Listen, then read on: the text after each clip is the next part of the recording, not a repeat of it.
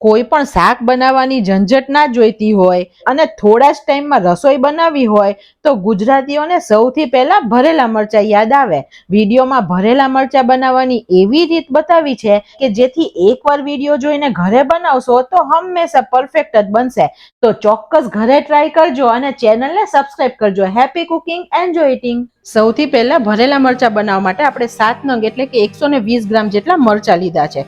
હવે આવે છે ટ્રીક નંબર 1 કે ફ્રેન્ડ્સ આપણે મરચાં કેવા લેવાના. જ્યારે આપણે માર્કેટમાં મરચાં લેવા જઈએ ત્યારે આવી રીતે લાઇટ ગ્રીન કલરના લેવાના. એકદમ ડાર્ક ગ્રીન કલરના મરચાં હોય તે બહુ જ તીખા હોય છે, તો ભરેલા મરચાંમાં તે સારા ના લાગે. આની તીખાશ ઓછી હોય છે તો આ મરચાંમાં સરસ લાગશે. બીજું કે જ્યારે મરચાં કરવા હોય ત્યારે ફ્રેશ લાવવાના, કડક મરચું હોવું જોઈએ. ફ્રીઝમાં રાખેલું મરચું હશે ને તો થોડું નરમ થઈ જશે, તો સરખા મરચાં ભરાશે નહીં અને જ્યારે બની જશે ને ત્યારે તેની છાલ અલગ થઈ જશે. મરચાંને આપણે 2 વખત પાણીથી ધોઈને કોરા કરી લીધા છે. મરચાંને આપણે આ પોળા ભાગમાં કટ આપવાની છે, આ સાઈડના મીડિયમ ભાગમાં કટ નહીં આપવાની, કેમ કે અહીંયા મરચું હશે ને ભરેલું તો સરસ લોટ શેકાઈ જશે. આપણે ઉપરથી થોડોક ભાગ જતો કરવાનો અને પછી નીચેથી કટ આપવાની. અહીંયા પણ આપણે થોડોક ભાગ બાકી રાખીએ, નહીં તો મરચું ખુલ્લું થઈ જાય. મરચાંની તીખાશ ઓછી કરવા બી અને નસનો ભાગ કાઢી લઈએ. આંગળીથી આપણે સેજ પોળું કરી ચમચીનો પાછળનો ભાગ લઈ અને આવી રીતે કરશું ને ફ્રેન્ડ્સ, એની નસ પણ નીકળી જશે અને બી પણ નીકળી જશે. અને પછી આપણે આવી રીતે કાઢી લેવાના બીને. તમે જુઓ બધા બી અને નસનો ભાગ નીકળી ગયો. આવી રીતે બધા મરચાં તૈયાર કરીએ. ફ્રેન્ડ્સ, આપણે એવું કહીએ કે મરચાં ખાઈએ ને તો એસિડિટી થાય છે, પણ લીલા મરચાંથી એસિડિટી નથી થતી, પણ આ બી ખાવામાં આવે ને ત્યારે તેનાથી એસિડિટી થાય છે. તો હંમેશા બને ત્યાં સુધી બી આપણે કાઢી નાખવા. હવે આવે છે ટ્રીક નંબર 2. ફ્રેન્ડ્સ, ઘણા બધા મરચાં જ્યારે ભરેલા બનાવે ને ત્યારે વચ્ચેથી લોટ કાચો રહી જાય છે અથવા ભેગો થઈ અને ગાંઠો બની જાય છે. તે ના બને તેની માટે આ ટ્રીક બહુ જ કામની છે. અત્યારે આપણે એક પેન લીધું છે અને અડધો કપ ચણાનો લોટ લીધો છે. તમે બેસન પણ લઈ શકો છો. ગેસની એકદમ સ્લો ફ્લેમ રાખી છે અને એકદમ ધીરા તાપે આપણે બેસનને 1-2 મિનિટ માટે શેકવાનું, જ્યાં સુધી સુગંધ આવે ને થોડો ગરમ થઈ જાય. આવું કરવાથી બિલકુલ લમ્સ નહીં રહે અને લોટ જ્યારે આપણે મરચાં ભરશું ને ફ્રેન્ડ્સ ત્યારે બિલકુલ અંદર ખાવામાં કાચો નહીં લાગે. ફ્રેન્ડ્સ, આ મરચાં એટલા બધા ટેસ્ટી બને છે ને, રોટલી, રોટલા, ભાખરી, પરોઠા સાથે તો ખાઈ જ શકો છો. ખીચડી, દાળ ભાત સાથે પણ એટલા જ સરસ લાગે છે. બીજી વાત કે તમે આ મરચાં થોડા વધારે પ્રમાણમાં બનાવી અને ડબ્બામાં ભરીને ફ્રીઝમાં મૂકો ને તો 2 થી 3 દિવસ ખાઈ શકો છો. ભરેલા મરચાં તો ગુજરાતીના ફેવરિટ હોય છે. 2 મિનિટ પછી આપણો લોટ શેકાઈ ગયો છે. ગેસની ફ્લેમ આપણે બંધ કરીએ છીએ અને લોટને આપણે કાઢી લઈએ. હવે તે જ પેનની અંદર 1/4 કપ જેટલા સિંગદાણાને શેકીએ. ગેસની ફ્લેમ એકદમ સ્લો રાખી છે. હવે સિંગદાણા ઉપર થોડા થોડા ડાર્ક સ્પોટ આવી ગયા છે, તો અત્યારે આ સિંગદાણા શેકાઈ ગયા છે. આપણે ગેસની ફ્લેમ બંધ કરીએ છીએ અને મિક્સીની જારમાં લઈએ અને થોડું ઠંડુ થવા દઈએ. 1 ચમચી તલ એડ કરીએ. આ બંનેને આપણે ઓન ઓફ કરતા અધકચરું ક્રશ કરીએ.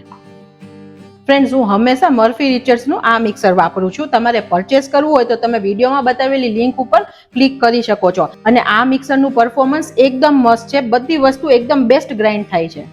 હવે સિંગ અને તલને આપણે લોટની અંદર એડ કરીએ. તમે જુઓ, મેં અધકચરો ભૂકો કર્યો છે, નહીં તો તેલ નીકળી જાય. હવે સ્ટફિંગ માટે એકદમ ટેસ્ટી મસાલા કરીએ. 1/4 ચમચી જેટલી હળદર એડ કરીએ. આ મસાલામાં ધાણા જીરુંનો સ્વાદ સરસ લાગે છે, તો 2 ચમચી જેટલું ધાણા જીરું એડ કરીએ. અત્યારે બધી ચમચી મેં મસાલાની વાપરી છે. કલર માટે અડધી ચમચી કાશ્મીરી લાલ મરચું એડ કરીએ. 2 પિંચ હિંગ એડ કરીએ. 1/4 ચમચી રૂટીનની હોય તેટલું મીઠું એડ કરીએ છીએ. આ સ્ટફિંગ ગળપણ ને ખટાશવાળું સરસ લાગે છે, તો આપણે 1 ચમચી જેટલી દળેલી ખાંડ એડ કરીએ. દળેલી ખાંડ એડ કરશું તો મસાલામાં સરસ ભળી જશે. 1/4 ચમચી ગરમ મસાલો એડ કરીએ. અડધા લીંબુનો રસ એડ કરીએ, એપ્રોક્સ 2 ચમચી જેટલો. સ્ટફિંગને બાઇન્ડિંગ અને કચાશ ના લાગે તેની માટે આપણે 1/2 ચમચી જેટલું તેલ એડ કરીએ અને અડધો કપ સમારેલી કોથમીર એડ કરીએ. હવે આ બધું સરસ મિક્સ કરીએ. ફ્રેન્ડ્સ, આ મસાલો જેટલો ટેસ્ટી છે ને,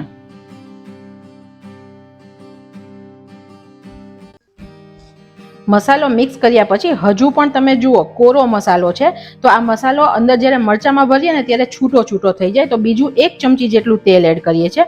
ઘણા લોકો આમાં પાણી પણ એડ કરે છે, પણ ફ્રેન્ડ્સ પાણીને લીધે અંદર ગઠ્ઠો થઈ જશે અને લોટ સરખો ચડશે નહીં. આ ટાઈમે તમે મસાલા બધા મિક્સ કરો ને ત્યારે લોટને ચાખી પણ લેવાનો. તમારા ટેસ્ટે તમારે કંઈ પ્લસ કરવું હોય તો તમે અત્યારે કરી શકો છો. હવે તમે જુઓ સરસ મસાલો બની ગયો છે. ફ્રેન્ડ્સ, રસોઈ કરતી વખતે હું જે વાસણ મસાલા વાપરું છું તે માટે તમારે કિચન ટૂર જોતી હોય તો તમે કોમેન્ટ સેક્શનમાં મને જણાવી શકો છો. હવે આપણો મસાલો એકદમ સરસ તૈયાર થઈ ગયો છે. ફ્રેન્ડ્સ, આ ટાઈમે મેં પણ ચાખ્યું છે, મને થોડું મીઠું ઓછું લાગે છે, તો 1/4 ચમચી એટલે કે 2 પિંચ જેટલું મીઠું એડ કરું છું. હવે આપણે મરચાંને ભરી લઈએ. આમ હાથેથી થોડા ખોલવાના અને વચ્ચે આવી રીતે અંગૂઠો રાખવાનો, જેથી તમે ભરી સરસ શકો. અને મરચાંને દબાવીને અંદર છેક પાછળ સુધી ભરવાના. મસાલો મૂકીને આમ પાછળ સુધી, એટલે પાછળ ફીકું ફીકું મરચું ના લાગે, મસાલા વગરનું. અને મસાલો દબાવીને ભરવાનો.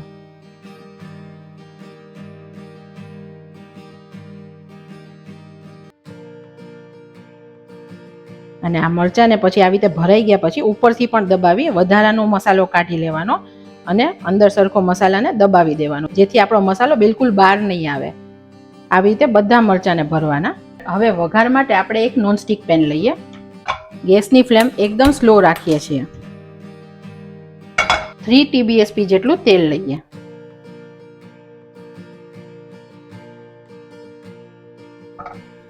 તેલ ગરમ થયું છે કે નહીં તે ચેક કરવા માટે આપણે 2-4 અજમાને લઈને નાખીએ, કેમ કે આમાં આપણે રાઈ વઘારમાં નથી એડ કરતા.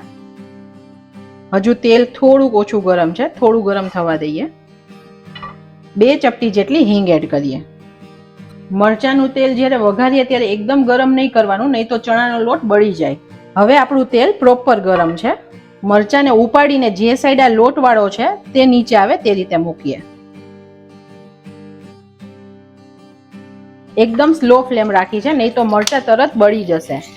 અને 1 મિનિટ માટે ઢાંકી દઈએ. ફ્રેન્ડ્સ, આ કેરોટેનું પેન એકદમ મસ્ત છે, એકદમ ફાઇન નોનસ્ટિક છે અને તેનું રિઝલ્ટ પણ બહુ જ સરસ છે. 1 મિનિટ પછી આપણે મરચાંને આવી રીતે હલાવવાના અને ફેરવી દેવાના. આવી રીતે હાથેથી ફેરવી શકો તો ફેરવી દેવાના, આવી રીતે, જેથી બંને સાઈડથી તે ચડી જાય. તમે જુઓ આ સાઈડથી થોડા થોડા હવે ચડતા આવે છે. અને આવી રીતે એકવાર હલાવી દેવાના, જેથી તે ઉપર નીચે થઈ જશે. ફરીથી 1 મિનિટ માટે તેને ઢાંકી દઈએ. વચ્ચે ખોલીને ચેક કરીએ. જ્યાં તમને એવું લાગે કે કડક મરચું છે તે ભાગે આપણે આવી રીતે ફેરવીને ચેડવવા દેવાનું. હવે ઘણાના ઘરે મરચા આવા થોડા અધકચરા કડક હોય ને તેવા ખવાતા હોય, અને ઘણાના ઘરે મરચા એકદમ નરમ ટેક્સચરમાં ખવાતા હોય.